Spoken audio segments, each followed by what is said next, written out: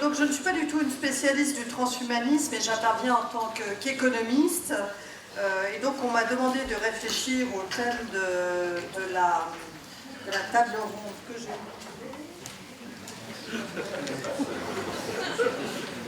Donc qui est notre société technologisée devient-elle plus égalitaire? Alors j'avais travaillé il y a quelques années sur les questions de longévité et d'impact de la longévité sur les dépenses de santé. Et j'avais été contactée, ça c'était mon premier contact avec ces problématiques, par une collègue suisse qui était très inquiète d'une société, je ne sais pas si ça existe encore, qui était la Anti-Aging Society, qui était une société visant à promouvoir toutes les techniques anti-vieillissement. Et il était déjà question de vaincre la mort, d'allonger considérablement encore la vie. Et donc la question était, est-ce que notre humanité est menacée par des changements radicaux dans notre corps? Est-ce que la fin de la limite, la fin du handicap, la fin du vieillissement et même la fin de la mort pourrait remettre en cause notre humanité? Et avec l'idée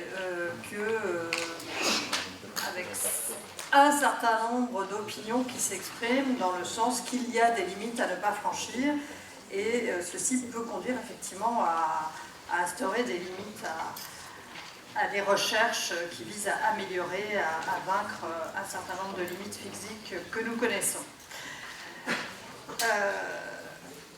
Alors effectivement, je m'étais posé la question qui a été débattue plusieurs fois dans la première table ronde sur est-ce qu'il y a réellement une différence de nature dans toutes les discussions actuelles par rapport à des discussions du passé, par rapport à d'autres progrès qu'a connu l'humanité qui ont changé radicalement son être et sa façon d'être. Donc moi, je m'étais revenu en mémoire la question de l'écriture. Les sociétés qui introduisent l'écriture changent radicalement leur rapport à la mémoire et changent même leur structure sociale et le rôle des personnes âgées. J'étais allée récemment visiter une tribu aux États-Unis en tant que touriste, qui est en train de disparaître parce que la langue disparaît, parce qu'il n'y a pas assez de personnes qui la parlent. Et donc je disais à un des responsables, mais pourquoi vous n'essayez pas de transformer finalement cette langue en faisant une langue écrite? Et son opposition, c'était, mais c'est très important de rester uniquement dans la culture orale, puisqu'on conserve aux personnes âgées un rôle fondamental dans la transmission de la mémoire de notre culture. Et si on passait à l'écriture, elle perdrait ce rôle. Donc c'était une illustration du fait qu'il y a toujours cette question de changement radical de la façon d'être de l'humanité associée à des techniques. Donc ça a été beaucoup dit ce matin. Donc je ne sais pas s'il y a un changement de nature. Moi j'étais partie pour dire non, il n'y a rien de radicalement différent, mais j'ai commencé à être convaincue par les arguments de Jean-Michel Beignet, donc je ne sais plus ce que je pense. En revanche, donc, moi je pense qu'effectivement il y a des progrès et le risque de ces progrès pour l'humain n'est pas évident. Si je prends un autre exemple, c'est celui de la contraception. Moi je pense que la contraception a changé radicalement le statut des femmes. Je pense véritablement que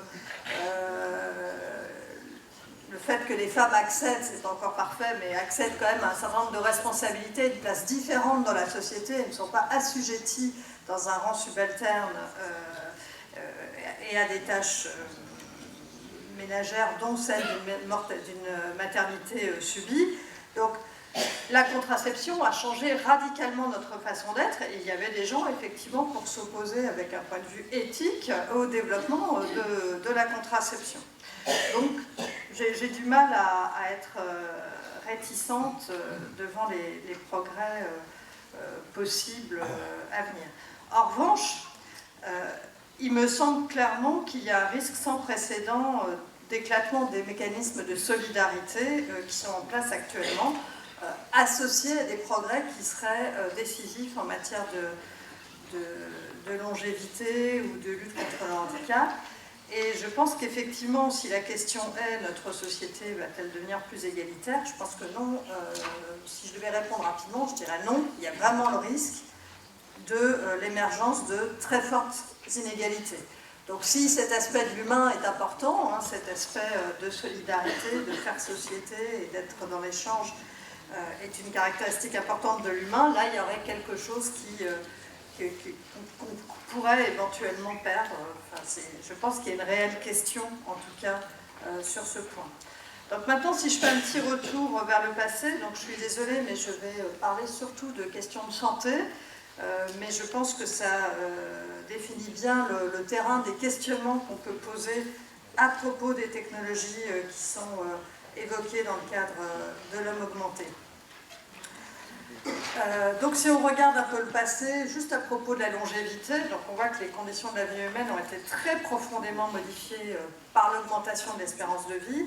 Et l'espérance de vie a plus que triplé depuis le XVIIIe siècle, et elle a augmenté avec des phases différentes. Au XVIIIe, au XIXe siècle, les progrès dans l'espérance de vie reposaient surtout dans la baisse de la mortalité infantile.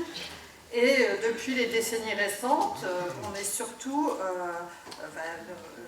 les progrès sont surtout liés à des avancées dans la lutte contre la mortalité aux âges élevés. Quand on voit l'évolution de l'espérance de vie, elle augmente continuellement, mais quand on regarde l'espérance de vie, l'évolution de l'espérance de vie à l'âge de 50 ans, donc le reste à vivre pour les gens de 50 ans, on voit qu'elle n'évolue pas du tout depuis le XVIIIe siècle jusqu'à peu près 1950, et qu'elle se met à progresser à partir de 1950.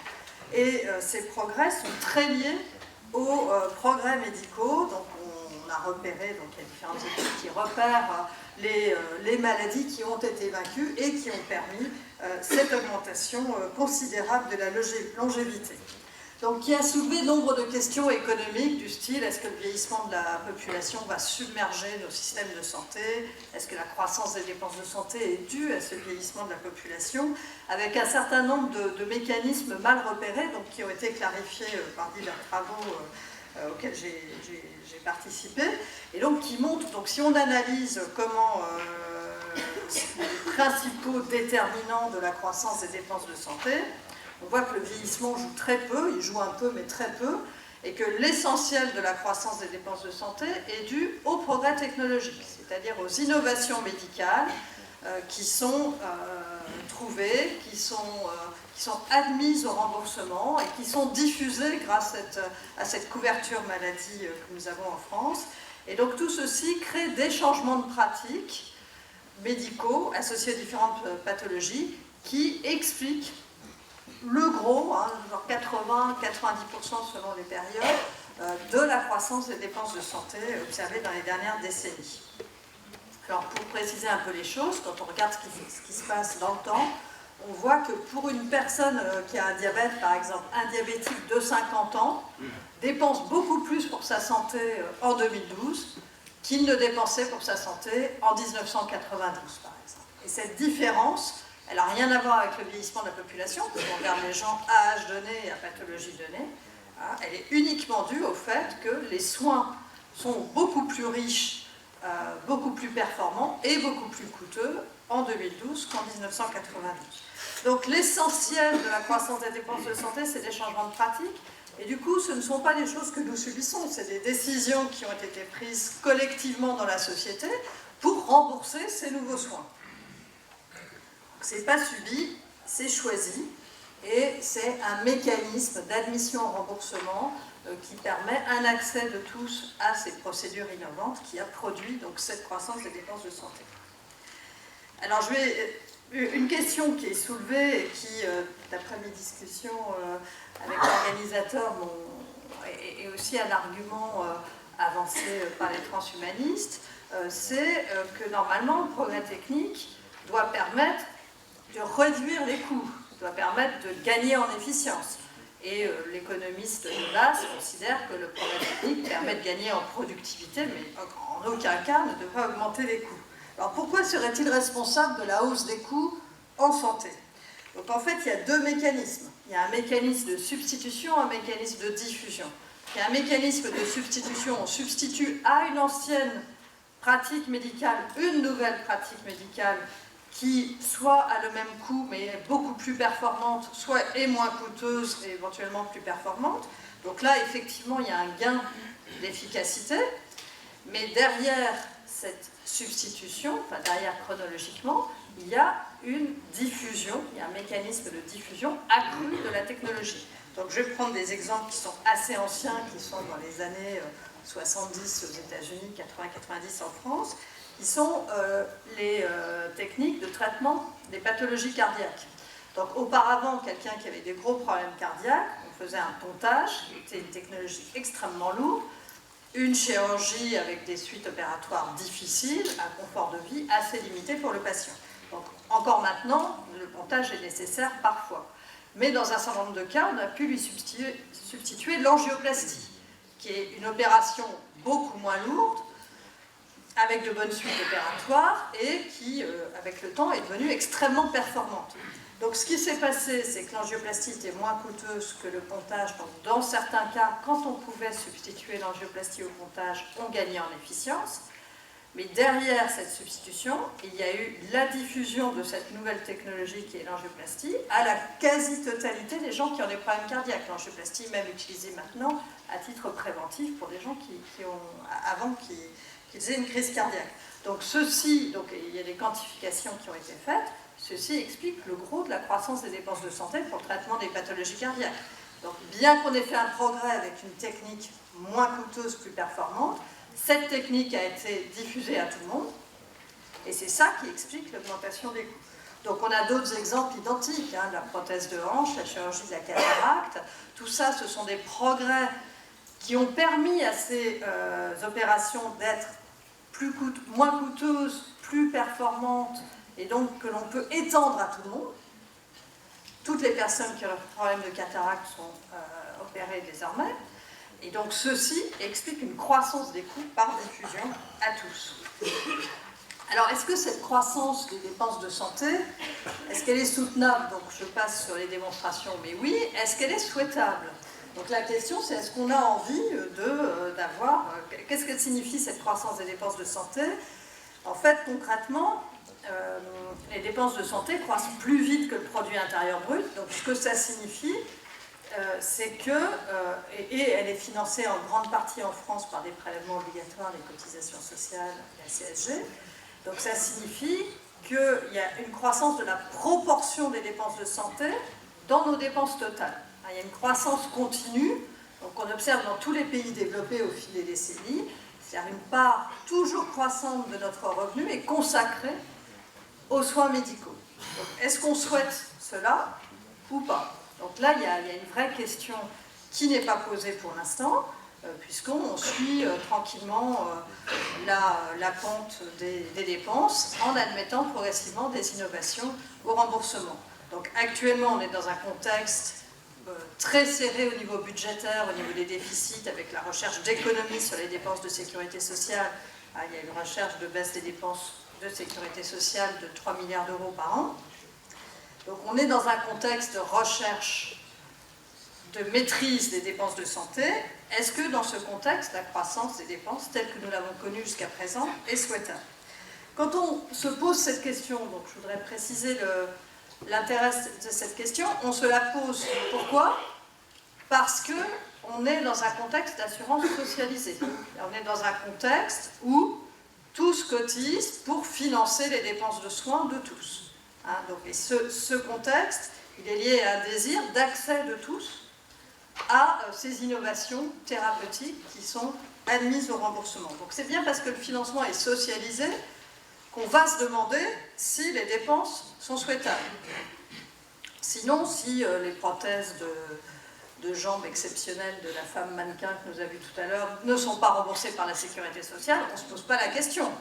Chacun se débrouille, ceux qui peuvent le font, s'achètent 6 paires de jambes pour différents usages, et cette question ne se pose pas. Elle se pose parce qu'il y a financement socialisé pour garantir un accès de tous à ces soins. Alors, les réflexions sur est-ce qu'elle est souhaitable, donc je passe encore, utilisent en fait des évaluations sur les gains en santé et en longévité qu'on a en contrepartie de ces dépenses de santé. Donc j'ai dit tout à l'heure, tout le monde reçoit l'opération de la cataracte quand il en a besoin, et ça fait beaucoup de dépenses en plus. En face de cette dépense, il faut voir si on a une contrepartie en bien-être, en qualité de vie, qui justifie ce surcroît de dépenses. Donc ce que font les économistes, c'est qu'ils font une évaluation monétaire des gains en santé, en qualité de vie, en longévité, associés aux dépenses de santé. Et ces évaluations donnent un résultat qui est extrêmement intéressant, puisque, en fait, quand on évalue en unité monétaire les gains en santé, en longévité associés aux dépenses de santé, donc c'est des Américains de l'école de Chicago qui l'ont fait pour les États-Unis, on trouve que ce gain dépasse très largement les dépenses de santé. Ça dépasse une valeur de 30% du PIB, alors que les dépenses de santé aux États-Unis, c'est environ 15% de leur produit intérieur brut. Donc un tel résultat suggérera même que, compte tenu des préférences de la population pour les soins, il faudrait même dépenser encore plus pour se conformer aux préférences de la population. Donc cette croissance des dépenses est-elle souhaitable? Si on se réfère à ce type de travaux qu'il faut poursuivre pour les préciser, oui, en principe, ça correspond aux préférences des populations. Ça veut dire qu'en gros, les personnes préfèrent dépenser plus pour leur santé, pour avoir une bonne vision, plutôt que dépenser plus, que d'avoir moins de prélèvements obligatoires pour pouvoir s'acheter un superbe écran plat, un cristaux, machin. Hein, c'est ça que ça signifie comme type d'études qui sont faites, basées sur des méthodes de révélation des préférences des individus. Donc au total, l'idée c'est que la croissance des dépenses... pour 5 minutes. J'arrive au cœur. Donc au total, la croissance des dépenses de santé est très rapide. On se pose la question parce qu'elle est financée avec un financement socialisé. Et ce financement la contrepartie qu'on a en face de ce surcroît de dépenses, c'est quand même une qualité de vie qui, si on prend la valorisation en se référant aux préférences des individus, ça vaut le coup. Alors maintenant, où allons-nous? Alors où allons-nous? Le contexte actuel est quand même marqué, donc c'est un rapport de la CNAM qui le dit même, par des innovations de rupture. C'est-à-dire qu'actuellement, les systèmes de santé sont confrontés à l'arrivée de nouveaux traitements qui ont des coûts qui dépassent tous les chocs qu'on a eus jusqu'à présent.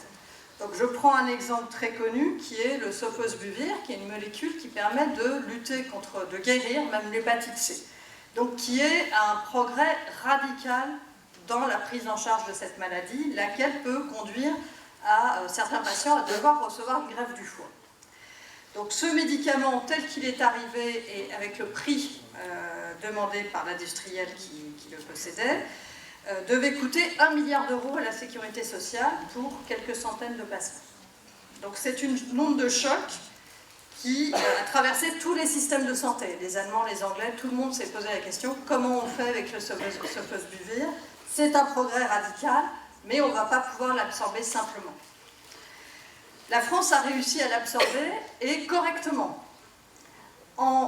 Et même la diffusion du sofosbuvir a été beaucoup plus rapide en France que dans les autres pays, avec plusieurs mécanismes, en ciblant la prescription, l'indication aux patients les plus gravement atteints, et en négociant des prix avec l'industriel. Donc là, il a été possible de favoriser cette diffusion de ce progrès dans un contexte d'équité quant à l'accès à ce soin pour tous. Mais maintenant arrivent d'autres innovations. Arrivent beaucoup d'anticancéreux pour lesquels on va avoir beaucoup de mal à gérer ce type de stratégie d'inclusion au remboursement. Parce que ce sont des immunothérapies spécifiques, des thérapies ciblées, qui touchent un nombre restreint de patients. Chaque thérapeutique va être ciblée sur un certain type de patients. Et donc on arrive dans un univers complètement différent où les médicaments reçoivent une autorisation de mise sur le marché avec un niveau de preuve très inférieur à celui retenu jusqu'à présent, et où la discussion sur les prix qui a été menée pour le sofosbuvir avec un industriel va être beaucoup plus difficile. Actuellement, il y a un mouvement des cancérologues au niveau mondial qui s'insurge contre les prix demandés pour les nouvelles thérapeutiques cancéreuses, et une tutelle comme la Haute Autorité de Santé ou la CNAM en France ne peut pas gérer ce type d'innovation comme elle l'a géré pour le sofosbuvir. Et donc l'avenir qui se profile est quand même assez radieux, mais assez, en termes d'innovation, mais assez orageux, parce qu'effectivement, plein d'innovations vont arriver.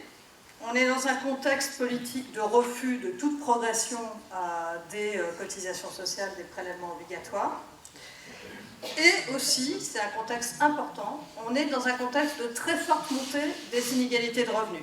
C'est-à-dire qu'il y a quelques pourcentages de personnes dans tous les pays de l'OCDE, mais y compris la France, qui ont des revenus énormes en haut de la distribution.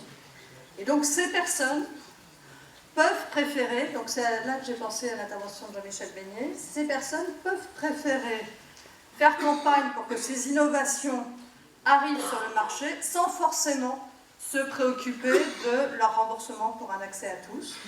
Et elles vont faire campagne pour dire, finalement, c'est les préférences des individus qui vont primer. Et donc, il n'y a pas forcément l'idée d'accès de tous aux innovations qui va être promue dans un tel contexte. Donc la question c'est, est-ce qu'on va dépenser encore plus pour la santé sous forme d'assurance universelle ou pas? Ou est-ce qu'on va laisser exploser les inégalités? Et là, des inégalités non seulement de revenus, mais aussi de longévité, qui existent déjà, mais qui risquent d'exploser de manière encore plus considérable. Alors ça, c'est ma conclusion, c'est comment les produits du transhumanisme vont se situer dans le cadre de ces questionnements. Ma question, c'est, quand on entend ces discussions, il y a toujours le flou artistique qui est maintenu entre est-ce que ce sont des produits de santé ou est-ce que c'est autre chose? Est-ce que ce sont des produits de santé qu'on va essayer d'inclure dans le panier de soins? Ou est-ce que ces produits cherchent avant tout à ne pas acquérir ce statut de produit de santé? Est-ce que les industriels du secteur ne veulent pas que ça rentre dans cette catégorie, justement pour éluder tout ce questionnement sur l'accès de tous à ces technologies? Donc voilà, ces questions, je pense. Merci beaucoup.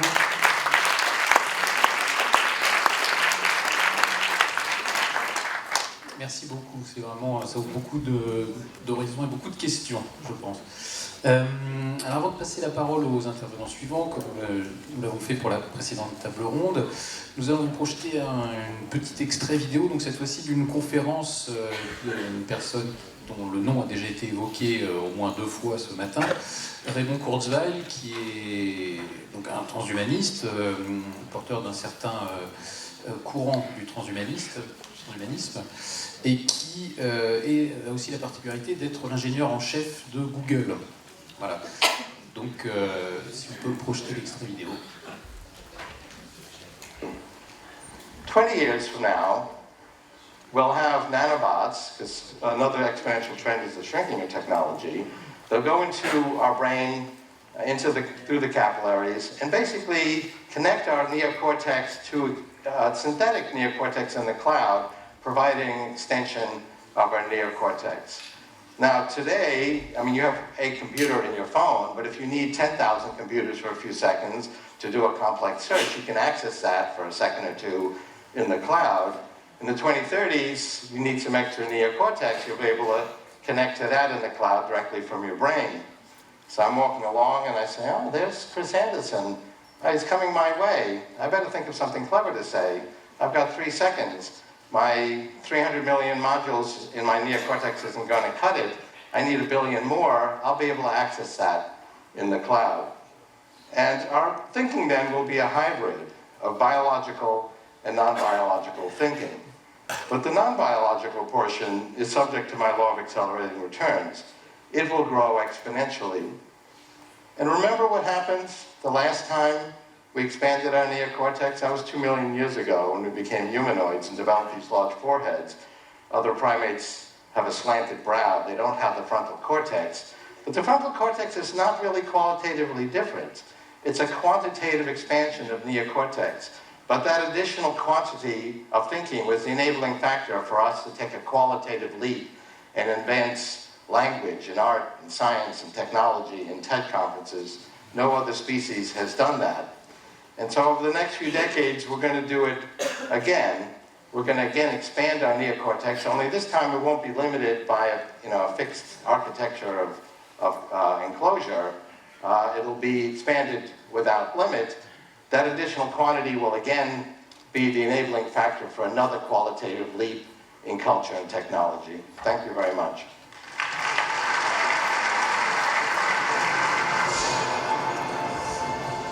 Voilà, donc Ray Kurzweil qui nous parle de la pensée hybride entre l'humain et la machine. Donc évidemment, là j'ai envie de me tourner vers vous, Hervé Schneidweiss. Hein, vous avez plusieurs casquettes. Vous êtes notamment neurobiologiste et neurologue. Vous dirigez un laboratoire du CNRS. Mais vous êtes également membre du Comité consultatif national d'éthique. Donc vous avez sans aucun doute beaucoup réfléchi à ces questions. Et ben voilà, en premier lieu, quelles sont vos réactions par rapport à, j'allais dire, la faisabilité de ce qu'annonce Raymond Kurzweil, de la pensée hybride entre l'homme et la machine? Je crois que, d'abord, merci de m'avoir invité. Je crois que Serge Picot, dans la première table ronde, où notre ami Gerassé a déjà répondu qu'on était assez loin de ça. Si on veut resituer les choses en termes éthiques, et beaucoup de choses ont déjà été dites ce matin, donc il va falloir être sélectif dans les propos que je vais pouvoir tenir. En termes éthiques, la question est qu'est-ce qui fait sens? Et pour reprendre une phrase d'Einstein qui est un peu en relation avec ce que Kurzweil vient de dire, tout ce qui compte ne se compte pas forcément, et tout ce qui se compte ne compte pas forcément.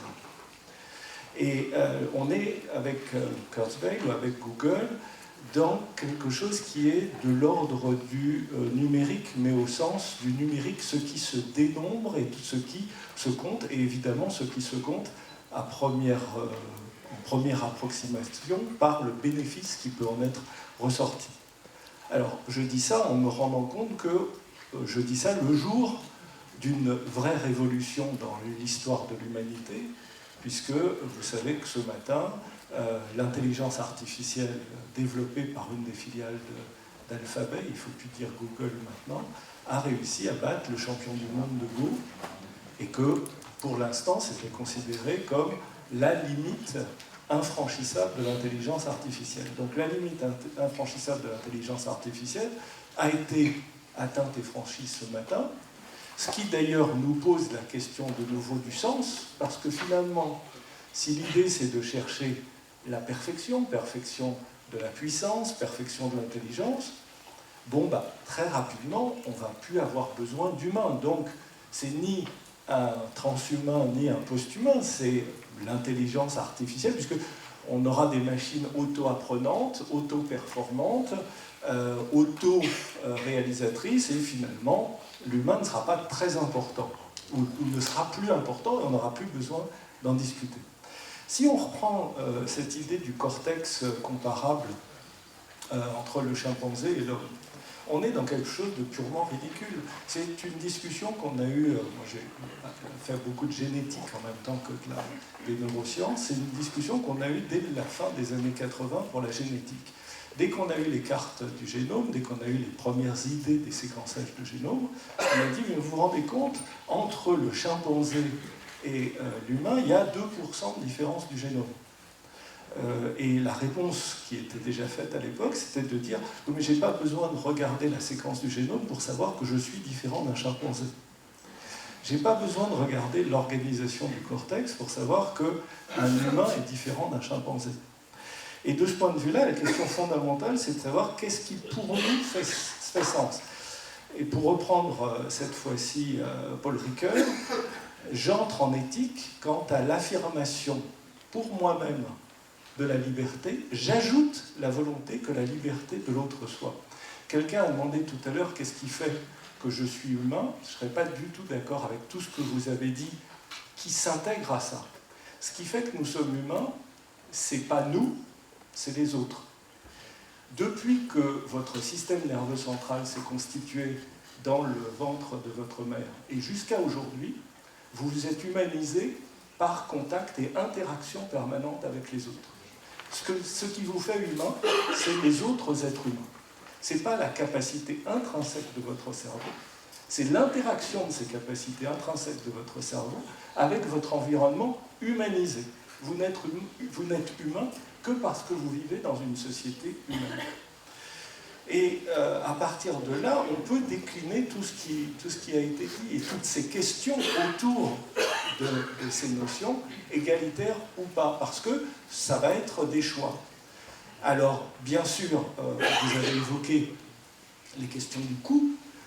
Si on intègre aujourd'hui les coûts de la santé aux États-Unis, on est plutôt même à 17%, si mes informations sont bonnes, du PIB. Et nous, on est à 12-13%, mais on évolue aussi dans cette direction. Mais pourquoi pas? C'est une richesse, la santé, c'est une richesse, le soin à la personne. Pourquoi considérer qu'on doit investir plus dans les défenses militaires ou investir plus dans tel ou tel type d'infrastructure qu'on ne le ferait dans le soin aux personnes? Il est d'ailleurs tout à fait stupéfiant de constater que dans aucun gouvernement, pas seulement en France, mais également dans les pays de l'OCDE, le ministère de la Santé n'est le numéro 1 ou numéro 2 du gouvernement. Alors qu'au fur et à mesure, ça devient quand même des questions de démocratie qui sont fondamentales. Le jour où le ministre de la Santé, ou la ministre de la Santé, sera le numéro 1, le numéro 2 du gouvernement, peut-être ça signifiera des choix de société qu'on a fait. Et pour pas trop emboliser le débat et vous rendre la parole, je crois qu'il faut ajouter aux éléments qui ont déjà été apportés, l'idée qu'on est rentré dans une autre forme de médecine qui est intéressante à discuter. Hein. L'éthique, c'est pas d'avoir une position. L'éthique, c'est d'essayer de mettre en évidence les tensions pour en discuter ensemble. On a chacun d'entre nous nos valeurs, et la discussion éthique doit nous permettre d'arriver à un moment, à un consensus sur la moins mauvaise solution, en tout cas celle qu'on a envie d'utiliser, et puis elle peut être réévaluée. C'est pour ça que les lois de bioéthique sont constamment évolutives, parce que en fonction des choix de la société, en fonction des connaissances, eh bien, on adopte une position ou une autre. Je vous rappelle qu'on a prononcé des mots tout à l'heure comme l'eugénisme. L'eugénisme, dans les pays démocratiques, n'a pas attendu le nazisme. On a stérilisé des centaines de milliers de malades mentaux dans les années 20 et 30 en Scandinavie, aux États-Unis, sur le thème du fait qu'ils étaient tarés. À l'époque, ni la Scandinavie ni les États-Unis n'ont été ni ne sont devenus nazis. Jusqu'en 1945, l'homosexualité est considérée comme une maladie mentale. Donc, vous voyez que nos sociétés évoluent, et puisque la contraception a été citée, on a effectivement une série de révolutions avec la dissociation entre la sexualité et la procréation, ensuite entre la procréation naturelle et la procréation artificielle. Et là, on va avoir à se poser sur ces questions d'accès aux soins et plus ou moins d'égalité, la question des 4 P. Donc on a évoqué depuis ce matin beaucoup le curatif, et l'évolution de cette médecine curative avec la médecine personnalisée qui accompagne et améliore le soin en cancérologie, puisque c'est mon domaine d'exercice clinique à la Salpêtrière. Eh bien, pourquoi donner un médicament inefficace à tout le monde alors que ce médicament, pour 20% ou 30% des gens, peut être efficace? Donc, c'est un progrès dans la qualité du soin, c'est un progrès dans le confort. La question fondamentale, c'est plutôt de se poser la question si c'est la seule solution. Vous avez cité le diabète, donc on est tout à fait dans ces maladies métaboliques, où oui, il y a une explosion des coûts par rapport au curatif. Mais ne devons-nous pas insister sur le préventif? Le fait de manger moins sucré, moins salé, de manger moins, de bouger plus, etc. D'insister sur des mesures de prévention qui peuvent d'ailleurs avoir un coût colossal, parce que souvent dans les dépenses de santé, on n'intègre pas les mesures de prévention. Mais pour ce qui nous intéresse dans cette table ronde, ça pose la question du participatif, puisqu'on demande de plus en plus aux gens d'être des acteurs de leur maladie. Alors c'est formidable en termes d'éthique médicale, parce que ça remet le patient au centre de la relation de soins et de la nécessité du soin. Mais ça exige aussi une éducation à la santé colossale, parce qu'on ne peut être participatif que si on a accès à des connaissances qui permettent d'être réellement acteur de son parcours de santé. Et exiger des gens qu'ils soient participatifs sans leur en donner les moyens est quelque chose qui discrimine de nouveau et qui va introduire de nouvelles inégalités dans l'accessibilité aux soins, dans l'accessibilité à des parcours de santé, dans l'accessibilité à des soins de qualité ou à la prévention de pathologies qui auraient pu être prévenues classiquement, il faut réinsister sur des pratiques collectives. Il faut revenir à des basiques comme la vaccination, il faut revenir à des basiques comme l'hygiène, y compris bucco-dentaire, y compris de se laver les mains avant de manger, y compris l'équilibre alimentaire, etc. Et ça, ces questions du participatif sont essentielles, à mon avis, dans une mutuelle. Merci beaucoup. Vous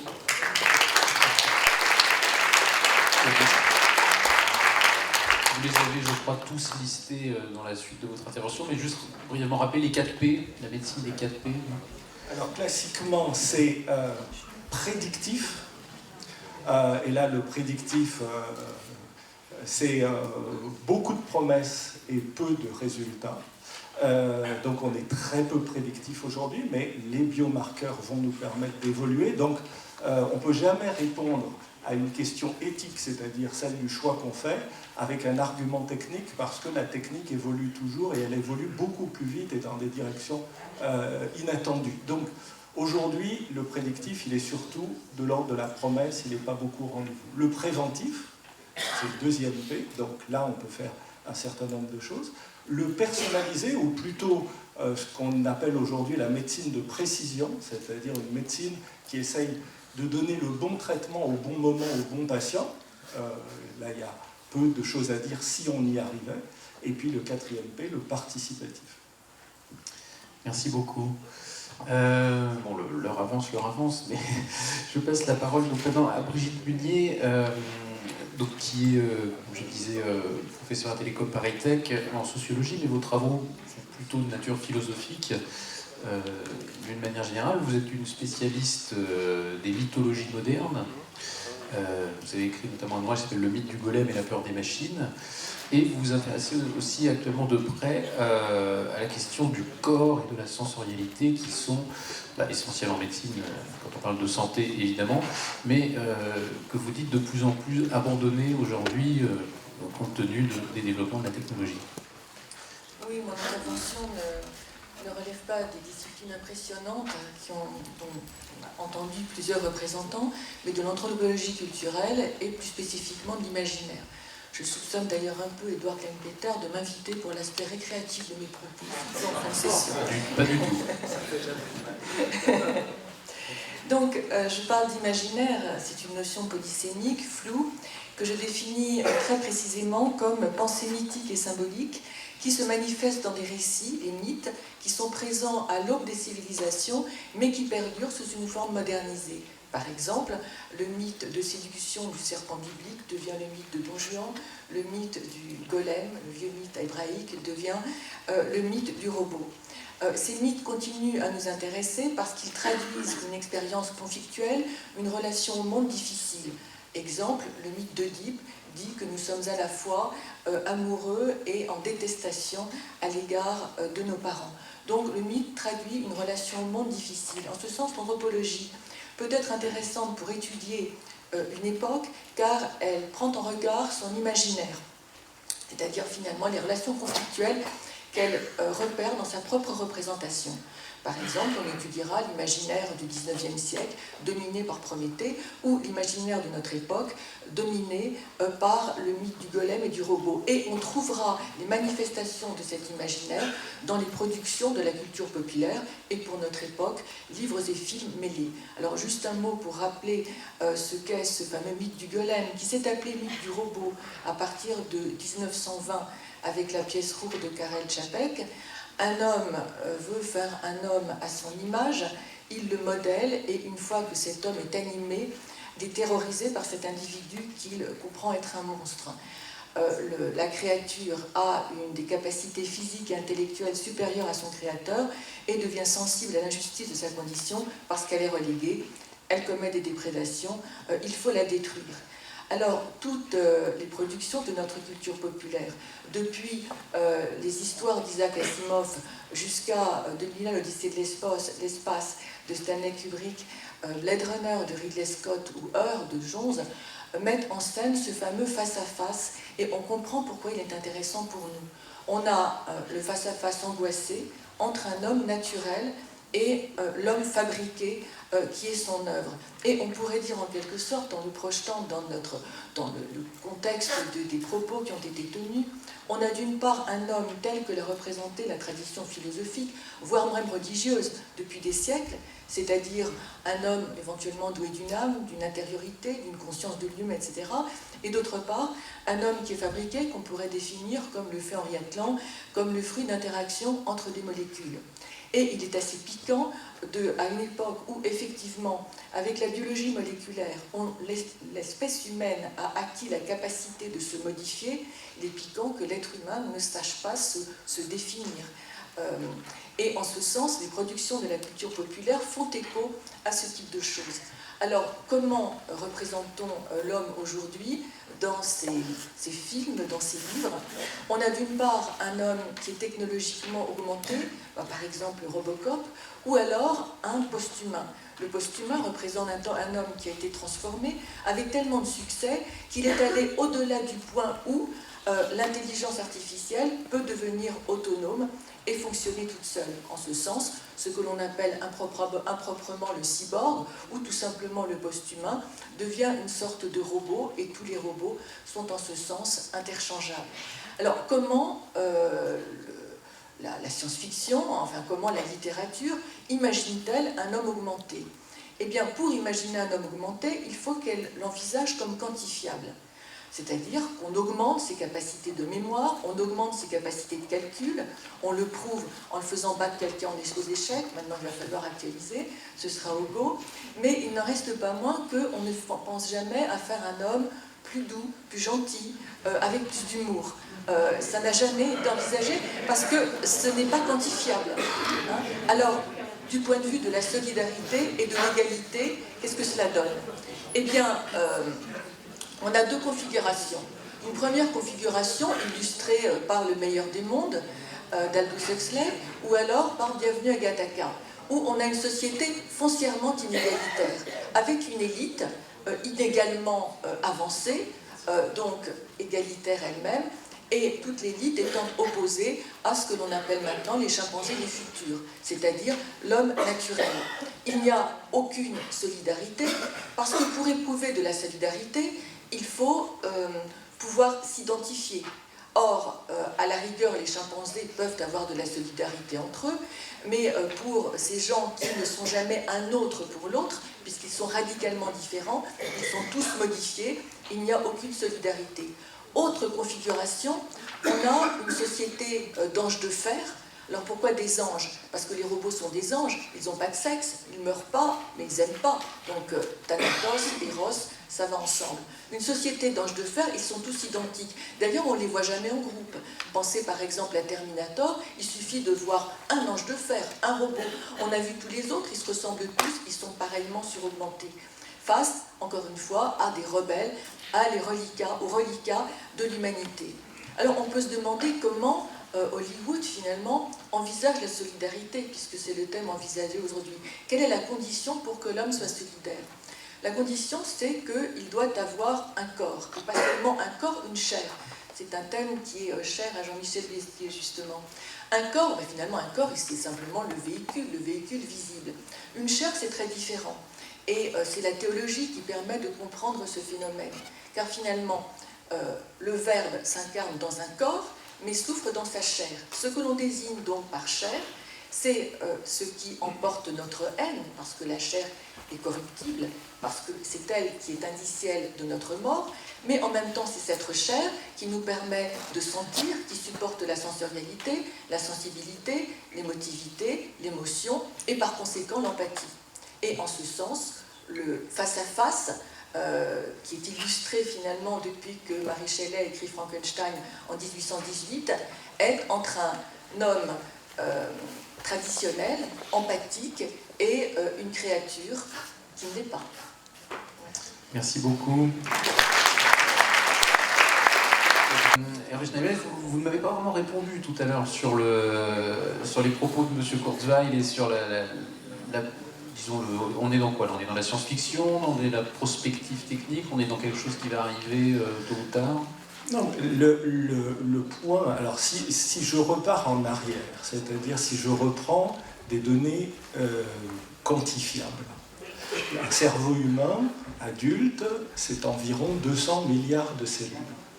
Ce cerveau humain adulte, chacune de ces 200 milliards de cellules, vous avez à peu près 70 milliards de ces cellules qui sont des neurones. Les autres cellules, c'est des cellules qui comptent tout autant mais qu'on connaît moins. Vous avez énormément de vaisseaux. Votre cerveau, chacun d'entre vous ici, vous avez une idée de la quantité de vaisseaux que vous avez dans la tête?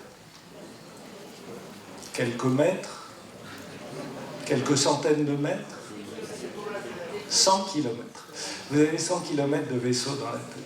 Donc ça représente quelques cellules endothéliales, quelques milliards de cellules endothéliales, et puis des cellules gliales qui participent tout autant au fonctionnement du système nerveux. Et chacune de ces cellules entretient entre 50 000 et 500 000 connexions qui sont remodelables avec d'autres. Et c'est la formation des circuits qui permet d'avoir les fonctions cognitives. Alors, si on voulait décrire en microscopie électronique, donc à l'échelle des contacts entre ces cellules, chacun des contacts, si on voulait se contenter de décrire un cerveau humain à l'échelle de ces contacts entre cellules, eh bien, il faudrait environ 200 exo-octets de données, c'est-à-dire plus de données numériques que n'en contient actuellement tout l'ensemble de l'information sur Terre. Et donc, pour décrire à un instant donné un cerveau donné, il faudrait plus de puissance de description que toute l'information existante actuellement. Donc, on est simplement au-delà de toute possibilité technique, et on le sera pour longtemps. Et on l'est dès qu'on revient après ça, parce qu'on pourrait dire, oui, mais comme vous nous l'avez dit tout à l'heure, les barrières techniques, on trouve des moyens de les franchir, donc ça prendra 1 an, ça prendra 100 ans, mais on franchira cette barrière des exo-octets, on trouvera des moyens. Mais derrière ça, ce qui fait le cerveau humain, c'est la dynamique, c'est l'histoire de chaque sujet dans son environnement social et dans sa capacité de remodelage. On a parlé tout à l'heure de la liberté. Dès qu'on s'intéresse à des questions éthiques, ce n'est pas la question de la liberté qui compte, parce que la liberté, on peut être libre de faire beaucoup de bêtises.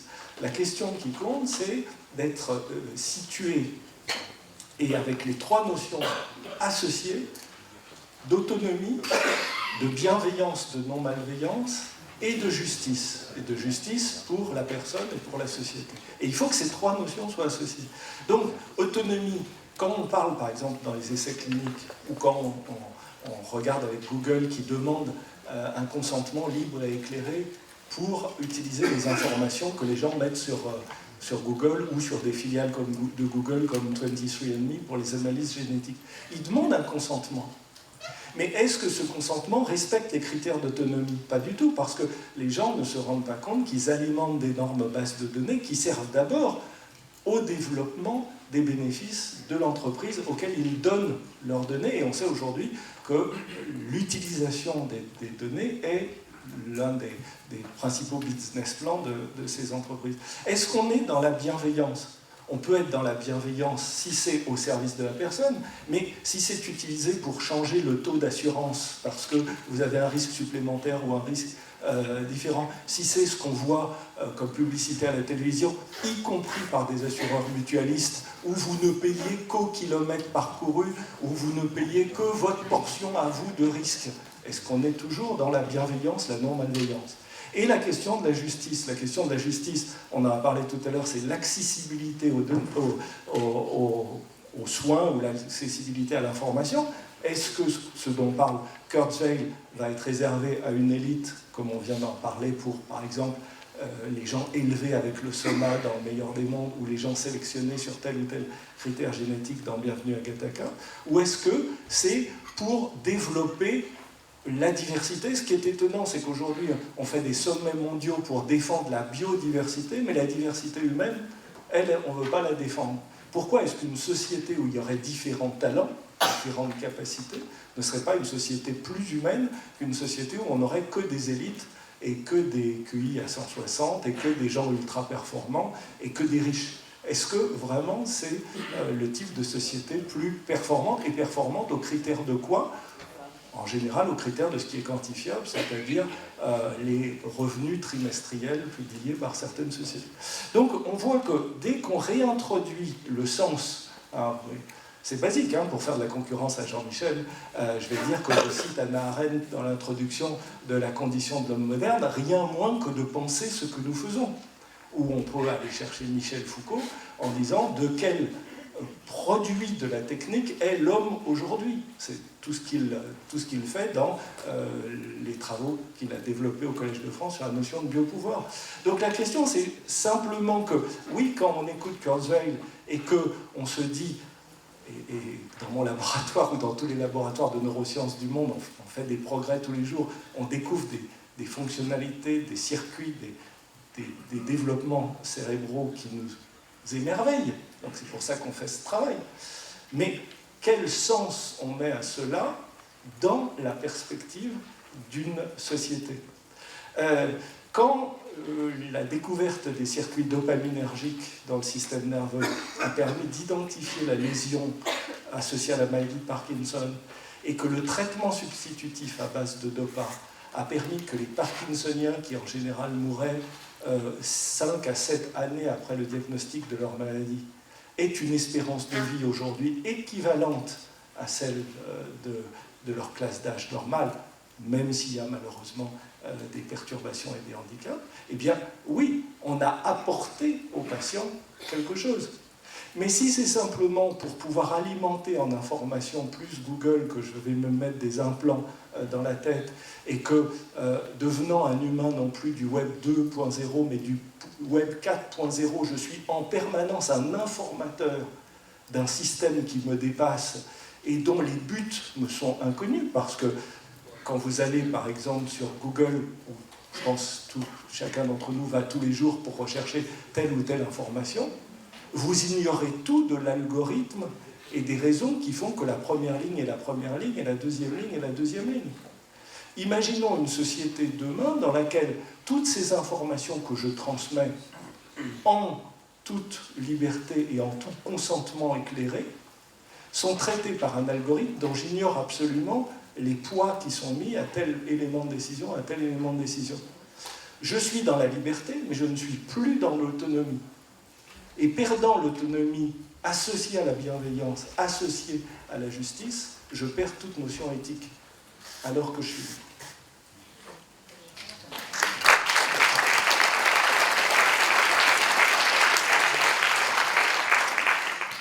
Merci pour cette réponse. Enfin, si je dis des choses qui sont assez basiques, c'est juste pour vous donner à penser et pas du tout pour faire le savant, ce que je ne suis absolument. Et modeste. Y a-t-il des questions ? Madame. Je voudrais vous demander un petit peu votre position, par rapport à votre position de médecin, comment le corps humain pourrait réagir à ce genre de modification, parce qu'on a l'impression qu'il est conçu comme une machine, comme c'était dit, d'ingénierie, où on peut rajouter des pièces par-dessus, et l'ensemble va profiter de performance de chaque pièce. Mais les vivants, ça ne fonctionne pas comme ça, c'est un système complexe qui, même pour chaque sens, c'est multimodal. La vision, elle nous permet de voir des choses parce que c'est constamment comparé avec les touchés, avec les autres, avec les vestibules, avec plein d'autres informations qui permettent justement de... Il n'y a que 20% quasiment, si j'ai bien compris, d'informations qui viennent purement des photorécepteurs. Tout le reste est travaillé par rapport à toutes les informations complémentaires, par rapport à la mémoire, par rapport à ce qu'on cherche, ce qui est important pour chaque espèce, et ainsi de suite. Donc, si on rajoute quelque chose par-dessus, comment le système corps va réagir à ça ? Il se peut que, par exemple, on perd d'autres qualités. Si quelque chose est 100 fois trop vite, ça va être, tous les autres vont être du coup 100 fois plus longs et ça peut tout déséquilibrer. Est-ce qu'on s'est posé ce genre de questions ? Oui, je pense que Brigitte Mignon aura sans doute des choses à dire aussi sur cette question. Mais... Bon, pour aller très vite, parce qu'il faudrait qu'on fasse une conférence sur les neurosciences et puis que Serge pourrait intervenir aussi, ou nos amis de l'ISIR avec qui on travaille beaucoup à Jussieu. Le cerveau est une machine à inventer le monde. De toute façon, il n'y a rien, même si tout à l'heure Serge a montré une caméra ou a parlé de ces caméras spécifiques, notre cerveau passe son temps à inventer le monde. Si je prends la rétine tout à l'heure, dont Serge montrait une image, on a 3 types de photorécepteurs avec des longueurs d'onde, mais qui perçoivent des types de longueurs d'onde, donc entre guillemets de couleurs différentes, et c'est notre cerveau qui réinvente les couleurs, qui combine ça et qui y met des teintes, et qui y met des teintes en partie parce que nous percevons et en partie par la connaissance que nous avons. Serge a montré tout à l'heure que les personnes qui récupèrent une capacité de vision grâce aux implants qu'il a pu mettre, devinent, en fait, reconnaissent des lettres plus qu'ils ne lisent des lettres. Et en fait, nous, quand on a appris à lire, on reconnaît des mots, on est capable d'enlever des lettres au milieu des mots, on reconnaît quand même la forme des mots. Donc notre cerveau est une machine qui passe son temps à inventer le monde. Alors après, cette question de la capacité. Oui, on a une capacité limitée de traitement de l'information. On a un stock de cellules avec une plasticité. On peut développer des talents. Vous pouvez apprendre la musique, vous dédierez une plus grande partie de votre cerveau à la dextérité de la main gauche si vous apprenez à jouer du violon, par exemple. Mais vous ne pouvez pas faire tout à la fois. Et vous pouvez effectivement en faire l'expérience. Par exemple, tout à l'heure, en allant déjeuner, vous vous promenez à un rythme de marche normal avec une amie ou une collègue, et vous pourrez discuter tranquillement et avoir une conversation dans laquelle vous pourrez argumenter les événements. Par contre, si vous êtes très pressé, vous êtes en retard à un rendez-vous, et vous êtes obligé de marcher le plus vite possible ou de courir, eh bien là, vous ne pourrez plus faire autre chose que de surveiller votre rythme et votre course, et vous ne pourrez plus entretenir une conversation, parce que l'ensemble des facultés de votre cerveau sera mobilisé par l'attention nécessaire à cette marche très rapide. Et effectivement, il y a si on développe quelque chose, probablement c'est en mobilisant au détriment, enfin en tout cas en insistant plus sur un talent, plus que sur un autre talent. Un ajouter peut-être sur cette notion de système, en fait, le corps comme on a peut-être tendance, comme le fait Kurzweil, on va dire, à détacher le cerveau, hein, qui est donc l'organe le plus noble du corps, de cette chair dont tu parlais, de ce corps, de cette chair et de sa sensorialité. C'est quelque chose qui oui, mais mes compétences s'arrêtent où commencent les vôtres, donc je n'en ai aucune en médecine, donc je préfère vous laisser la parole largement. Très bien. Monsieur Picot. Moi j'avais une question par rapport à ce transhumanisme. Pour vous, c'est pas une On va forme peut-être de vous passer secte un micro. Ouais. ou de religion? Je me posais la question par rapport à ce transhumanisme. Pour vous, c'est pas une forme un peu de secte ou un peu une religion presque qui est en train de naître ou... Je pense qu'il y en a plusieurs. D'ailleurs, monsieur ce matin nous en a donné l'image. Oui, ça ressemble un petit peu à une secte. Une secte parce que c'est un groupe qui est assez fermé sur lui-même, qui est obsédé par sans doute la peur de mourir, la peur de la chair, la peur de la corruptibilité. C'est quelque chose de très ancien. L'humanité a toujours été légitimement stupéfaite par l'absurdité de sa condition. Nous sommes condamnés au travail, à la reproduction de l'identique, à la sexualité et à la mort. Et nous avons toujours essayé de lutter contre ce phénomène. D'ailleurs, c'était ce matin Condorcet, dans les progrès de l'esprit humain, il espère que nous allons pouvoir dépasser cela.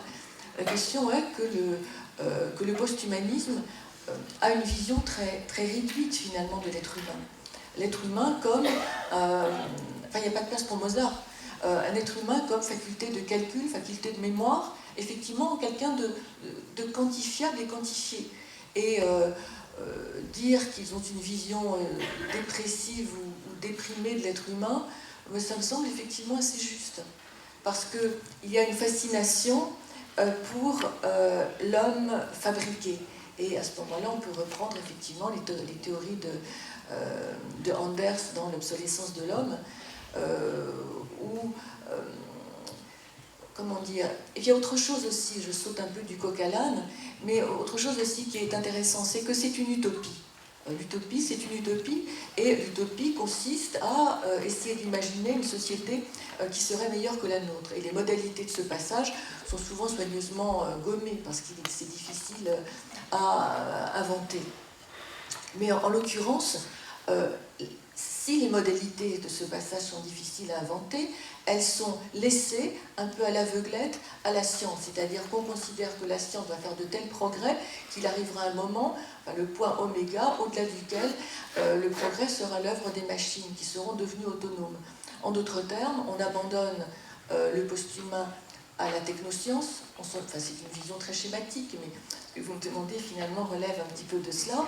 Et on pallie finalement une difficulté très ancienne. Quelle difficulté très ancienne? C'est que finalement le post-humanisme s'inscrit dans un monde athée. Il n'y a plus de Dieu pour trouver une solution. Et s'il n'y a plus de Dieu pour trouver une solution, pour arranger la société, il faut en mettre un. Et si on sacralise la science, si on dévoue à la science le pouvoir de supprimer tous les mots qui nous accablent, à ce moment-là, on la divinise. Et c'est dans ce sens qu'on peut parler finalement de dépression, puisque finalement l'homme renonce à à s'occuper de lui-même. C'est un petit peu vrai aussi de l'écologie radicale, quand on divinise, quand on sacralise la terre qui devient Gaïa, et vis-à-vis de laquelle on a des droits et des devoirs, comme si elle-même avait des devoirs envers nous. Alors Marc Roux lève la main, évidemment. Il y a Pascal Bézé qui avait une question.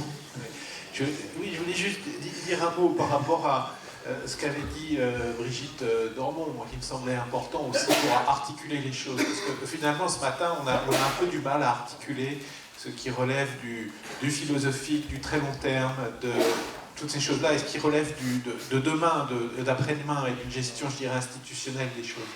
Et si on regarde l'histoire de la prospective, on s'aperçoit de deux choses. C'est que, en règle générale, ce qui semblait possible à petite échelle s'est confirmé, et que ce que l'on promettait pour demain s'est passé beaucoup plus tard que prévu. J'ai été frappé par l'illustration de ce matin. On voyait une photographie de l'Union soviétique avec quelqu'un qui écrivait avec une prothèse. C'était comme si c'était fait, quoi. Donc ces temporalités, on ne les prend pas tellement en compte ce matin dans nos conversations. Pourtant, elles sont décisives pour savoir qui va nous concerner, nous, nos enfants, nos petits-enfants, comment investir, comment contraindre, comment organiser. Et l'autre dimension qu'on néglige un petit peu, c'est pas pour critiquer les débats qui sont de haute qualité, bien sûr, mais c'est pour compléter. Je crois qu'on aurait pu aborder les choses avec Brigitte Dormont, c'est les territorialités de tout ça. Nous parlons aujourd'hui en France, et implicitement, il me semble que nous prenons comme contexte le contexte français, avec nos mutuelles, la sécurité sociale, des formes de solidarité qui sont remises en cause parfois à la marge, mais nous sommes confrontés, pour prendre qu'un seul exemple, à l'espace américain où les bases sont tout à fait différentes.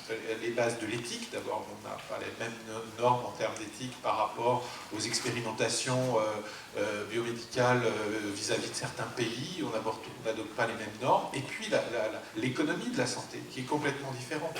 Et j'ai souvenir des années 50 où on organisait en France des collectes pour tel enfant qui devait aller se faire soigner aux États-Unis. C'était l'endroit où on avait les technologies en avance parce qu'on était un pays en retard. Et l'une des questions que je me pose par rapport au domaine que nous étudions ce matin, est-ce qu'il n'y aura pas des différenciations territoriales et donc par rapport à la mobilité des populations, des choix. Où habiteront telle ou telle personne, à tel niveau de revenu, et tout cela par rapport à nos questions notamment de prothèses, de soins, etc., devrait être posé peut-être un autre jour. Mais j'aurais aimé en parler avec la collègue, ça sera pour une autre fois. Oui, en effet, c'est dommage que Brigitte Dormont soit partie, du coup. Mais cet après-midi, on aura d'autres intervenants qui pourront peut-être éclaircir ce point. Alors, bon, Marc Roux a levé la main, je vois Jérôme Goffet aussi qui avait la main. Bon, Marc Roux, vous avez déjà parlé, Jérôme Goffet, vous allez parler cet après-midi, mais il y a une dame ici qui n'est pas intervenante et qui a également levé la main. Madame, si vous pouvez... Désolé à vous deux. Si on peut lui donner un micro, madame.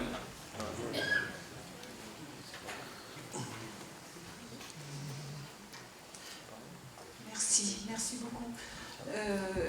Moi, je suis venue ici, je pensais qu'il y avait une adhésion au transhumanisme. Et en fait, j'entends beaucoup de contestations et j'ai surtout envie de dire que je voudrais qu'on laisse ce mot. J'ai le sentiment d'une emprise de ce monsieur qu'on a vu là tout à l'heure, monsieur Zuckerberg, qu'il y a une emprise à travers les mots. Je ne supporte plus ce mot de transhumanisme, je ne supporte plus ce mot de l'abus de la connexion, de l'augmenter qu'on voit arriver dans les pubs, enfin bon, l'illimité, enfin la démesure quoi. La démesure à travers le langage dans lequel on est pris, l'impression qu'on est pris dans le langage, et ça, et voilà. Et je trouve qu'il y a une contradiction ici, du fait qu'il y a une contestation et une utilisation à fond du langage. Voilà. C'est d'ailleurs par ces considérations que Jean-Michel Bénigne a commencé sa présentation sur le langage. Lequel de vous deux veut réagir? C'est toujours la même question qui est que quand on est dans un contexte clairement médical, on sait ce que c'est que la maladie et on sait ce que c'est que le handicap. Quand on est dans la société normale, on sait ce que c'est que la, entre guillemets, normalité, ou à peu près la normalité. Et puis, les désirs et les possibles introduisent une zone grise. Classiquement, on parle de la chirurgie esthétique. Et là, effectivement, on fait rentrer tout dans le flou, parce qu'il est clair que pour les médecins que nous sommes, Serge l'a dit, Jarassé l'a dit, l'objectif, c'est de prendre quelqu'un qui est exclu de la société à cause de sa maladie ou à cause de son handicap et de le faire revenir autant que possible. On a parlé de s'orienter dans la rue, être capable de lire le titre d'un journal. On a parlé d'être capable d'avoir une nouvelle autonomie grâce au fait d'utiliser une prothèse suffisamment mobile pour s'alimenter seul. Donc on est clairement dans un handicap évident et la capacité de combler ce handicap. Et puis après, on passe sur l'usage que certains veulent en faire pour acquérir des propriétés nouvelles qu'ils n'auraient pas par d'autres moyens. Depuis toujours, l'entraînement sportif permet d'améliorer ses performances. Aujourd'hui, on voudrait doper ses muscles avec certaines thérapies géniques. Il suffit d'invalider, aujourd'hui on sait qu'il suffit d'invalider un gène qui s'appelle la myostatine et on a des muscles qui naturellement deviennent beaucoup plus importants. Voilà, au lieu de s'entraîner, on utilise un procédé de thérapie génique qui aboutit à la même chose. Il faut voir les images des chiens qui ont été dopés avec ce système. Et la question ensuite, c'est ni de dire que c'est bien, ni de dire que c'est mal, ni de se faire abuser par le langage. On a parlé tout à l'heure, c'est Jean-Michel qui a dit, est-ce qu'on est dans l'amélioration ou est-ce qu'on est dans l'augmentation? Il s'agit d'en prendre conscience et de voir pour chacun d'entre nous ce que cela veut dire. Tout à l'heure, Mme Dormont a parlé de l'augmentation de l'espérance de vie. Vous savez que d'après les dernières statistiques, on continue à avoir une légère augmentation de l'espérance de vie, mais pas en bonne santé. Donc on a des maladies chroniques qui durent de plus en plus. Est-ce que c'est ce que nous voulons? On parle de l'augmentation de l'espérance de vie, là, il faudrait qu'on en discute avec Marc Roux sur la mort de la mort, mais c'est vrai que depuis Jeanne Calment, on n'a pas réussi à dépasser l'âge de Jeanne Calment. Et on a une explosion du nombre de centenaires, mais pas une explosion du nombre de super-centenaires. Si les choses étaient si simples, comme on a des dizaines de milliers de centenaires supplémentaires, ils devraient arriver à 110 ans. Ils n'y arrivent pas. Et même certains devraient arriver à 123 ans. Donc, c'est bien qu'il y a des phénomènes que nous ne comprenons pas. Et ensuite, la question, c'est qu'est-ce que nous, vous, ici, dans cette salle, qu'est-ce que nous voulons? Nous avons tous des lunettes, nous avons tous, quand il est temps de se faire opérer de la cataracte, volonté, accès aux soins. Beaucoup d'hommes de mon âge ou un peu plus sont en train de songer à leurs problèmes de prostate, et certains d'entre vous dans cette salle se sont peut-être fait déjà opérer, etc. Et ça améliore notre qualité de vie, ça améliore notre autonomie, ça nous permet d'être humains plus et plus longtemps. Pourquoi refuserions-nous ça? Alors, peut-être pour des pressions économiques, peut-être pour des pressions sociales. L'inégalité des territoires, elle existe aujourd'hui en France. Vous n'êtes pas traité pareil si vous habitez la Creuse que si vous habitez Paris 5e. L'inégalité des territoires, elle est évidente entre le Sud, où on meurt de la tuberculose, où on meurt du paludisme, où on meurt du sida, et le Nord, où aujourd'hui on est traité du sida et où on ne meurt pas. Et vous avez raison que parfois le progrès est lent, et les choses ne se réalisent pas. Des fois, il est beaucoup plus rapide. Moi, j'étais à Cold Spring Harbor en 1986, quand on a découvert les premières mutations responsables de maladies, la maladie de Duchenne, la maladie de Huntington. À l'époque, et Cold Spring Harbor, c'est la mecque de la génétique, donc avec James Watson, il y avait Maxam, Gilbert, Leroy Hood, on prévoyait de séquencer le génome humain en 2040. Ça a été réglé en 2000, parce qu'il y a eu une explosion de la technologie. Aujourd'hui, le premier génome sur James Watson, il a coûté 300 millions de dollars. Aujourd'hui, pour 1000 dollars, vous faites un exome, c'est-à-dire vous avez la lecture, et dans des centres anti-cancer comme à l'IGR ou à Gustave Roussy, ou à l'IGR ou à Curie, c'est plusieurs milliers d'exomes qui sont faits chaque année, qui nous posent d'autres problèmes. Qu'est-ce qu'on fait de cette information? Une des questions sur lesquelles se penche en ce moment le comité d'éthique de l'INSERM, c'est ok, on croule sous l'information, hein, le flood, le big data, et qu'est-ce qu'on en fait de cette information? Est-ce qu'on regarde? Est-ce qu'on ne regarde pas? Est-ce qu'on stocke? Est-ce qu'on ne stocke pas? Est-ce qu'on informe? Est-ce qu'on n'informe pas? Et on informe de quoi? Pour reprendre Asimov, la connaissance pose des questions auxquelles l'ignorance ne répondra jamais. Donc nous devons continuer à chercher, nous devons nous autoriser tout pour la recherche scientifique et nous interroger sur tout pour l'utilisation sociétale.